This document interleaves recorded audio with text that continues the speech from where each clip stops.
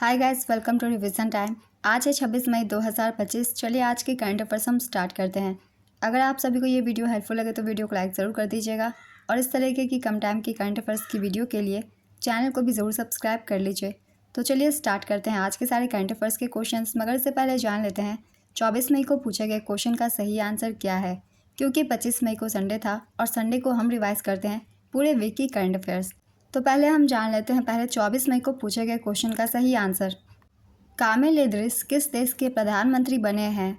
Option A Romania, option B Sudan, option C Bangladesh, option D Israel. इसका सही answer है option B Sudan के। चलिए अब आज के सारे करंट अफेयर्स के क्वेश्चन हम स्टार्ट करते हैं। क्वेश्चन नंबर 1, मई 2025 में WHO ने किस देश को सार्वजनिक स्वास्थ्य समस्या के रूप में ट्रैकोमा रोग से मुक्त प्रमाणित किया? इसका आंसर है भारत।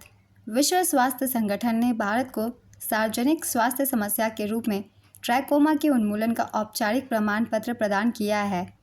20 मई 2025 को जिनेवा में विश्व स्वास्थ्य संगठन की 78वीं विश्व स्वास्थ्य सभा में भारत को ट्रैकोमा रोग से मुक्त प्रमाणित किया गया।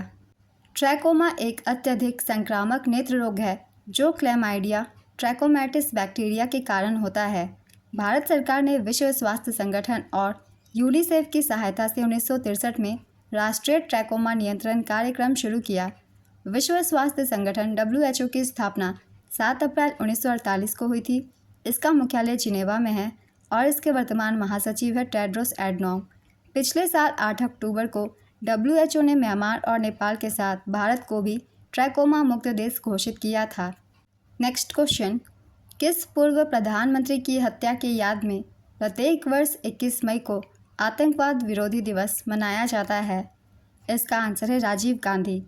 भारत में पूर्व भारतीय प्रधानमंत्री राजीव गांधी की पुण्यतिथि के उपलक्ष्य में राष्ट्रीय आतंकवाद विरोधी दिवस मनाया जाता है। 21 मई 1991 को भारत के छठे प्रधानमंत्री राजीव गांधी की हत्या कर दी गई थी। इनका कार्यकाल 1984 से 1989 तक का था। भारत में आतंकवाद विरोधी दिवस की स्थापना राजीव गांधी की याद में VP सिंह सरकार द्वारा की गई थी। नेक्स्ट क्वेश्चन, हाल ही में अंतर्राष्ट्रीय जैव विविधता दिवस कब मनाया गया? इसका आंसर है 22 मई। अंतर्राष्ट्रीय जैव विविधता दिवस 22 मई को मनाया जाता है। इस वर्ष की थीम थी harmony with nature and sustainable development, प्रकृति के साथ सामंजस्य और सतत विकास। यह थीम कुनमिंग मॉन्ट्रियल वैश्विक जैव विविधता रूपरेखा से संबंधित है, जो जैव विविधता के संरक्षण के लिए एक वैश्विक रूपरेखा है। इसकी शुरुआत 1993 में संयुक्त राष्ट्र महासभा द्वारा की गई थी। नेक्स्ट क्वेश्चन, हाल ही में माउंट एवरेस्ट पर चढ़ने वाली CISF की पहली अधिकारी कौन बनी? इसका आंसर है गीता सामोता। CISF की sub inspector Geeta Samota Mount Everest की चढ़ाई पूरी करने वाली CISF की पहली अधिकारी बन गई हैं। उन्होंने यह चढ़ाई 19 मई 2025 को पूरी की। वह CISF की पहली अधिकारी है जिन्होंने विश्व की सबसे ऊंची चोटी पर तिरंगा फहराया। यह भारतीय महिलाओं की साहसिक खेलों और अर्धसैनिक बलों में बढ़ती भागीदारी को भी उजागर करती है। CISF की स्थापना 10 मार्च 1969 को हुई थी। इसका मुख्यालय नई दिल्ली में स्थित है और वर्तमान महानिदेशक है राजविंदर सिंह भट्टी। इसका आदर्श वाक्य है सुरक्षा और संरक्षण। नेक्स्ट क्वेश्चन, सार्वभौमिक कार्यात्मक साक्षरता का दर्जा हासिल करने वाला भारत का पहला राज्य कौन सा बना? इसका आंसर है मिजोरम। मिजोरम पूर्ण कार्यात्मक साक्षरता हासिल करने वाला भारत का पहला राज्य बना है। इससे पहले केंद्र शासित प्रदेश लद्दाख 24 जून 2024 को पूर्ण कार्यात्मक साक्षरता का दर्जा हासिल करने वाला भारत का पहला केंद्र शासित प्रदेश या राज्य बना था।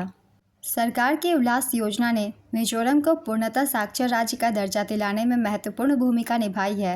भारत सरकार ने 2022 में उल्लास नव भारत साक्षरता कार्यक्रम या न्यू इंडिया साक्षरता कार्यक्रम शुरू किया है। यह एक केंद्र प्रायोजित योजना है जिसे 2022 से 27 तक लागू किया जाएगा। नेक्स्ट क्वेश्चन, हाल ही में दूसरी ब्लू वार्ता कहाँ आयोजित की गई? इसका आंसर है नई दिल्ली, भारत।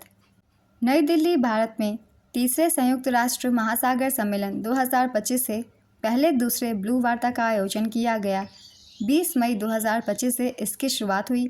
ब्लू वार्ता का आयोजन तीसरे संयुक्त राष्ट्र महासागर सम्मेलन 2025 के एजेंडा पर चर्चा करने के लिए किया गया था।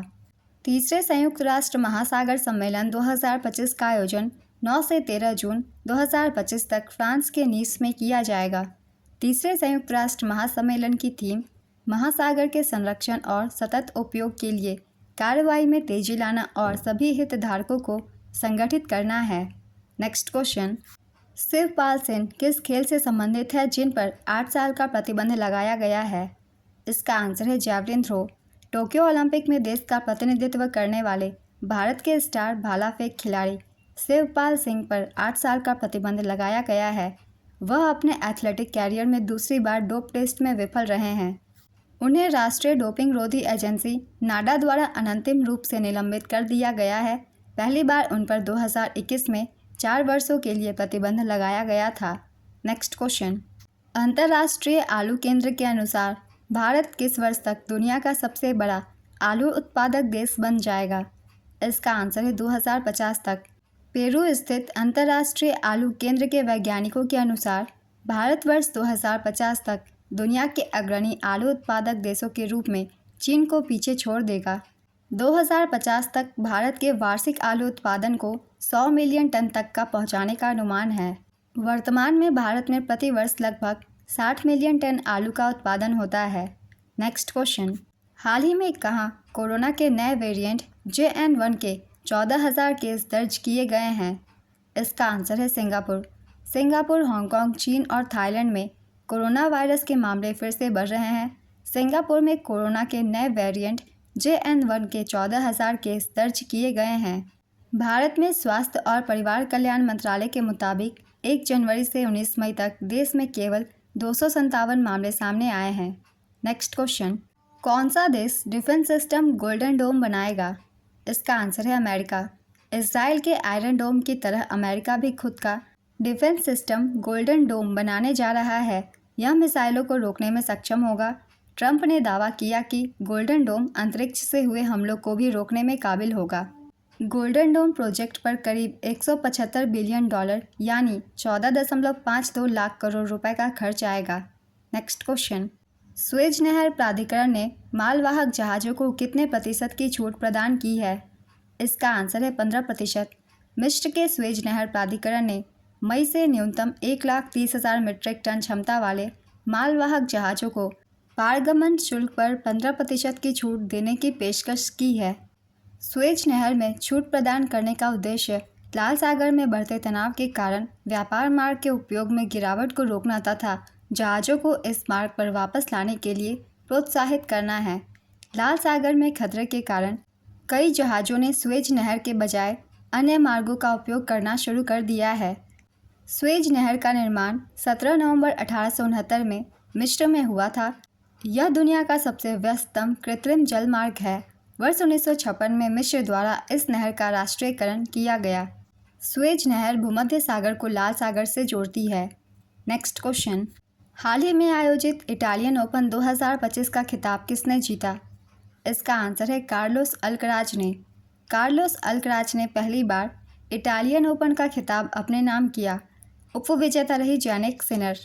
मास्टर्स 1000वां खिताब 7वां था। कुल ATP खिताब 19वां। 1990 के बाद अल्कराज ऐसे तीसरे खिलाड़ी बन गए हैं जिन्होंने ATP टूर के अंतर्गत सभी प्रमुख क्ले कोर्ट खिताब जीते। अन्य विजेताओं के नाम कुछ इस प्रकार से हैं। महिला एकल जैस्मिन पाओलिनी थी। पुरुष युगल मार्सेलो अरेवालो और मेट पावेक। महिला युगल सारा ईरानी और जैस्मिन पाओलिनी।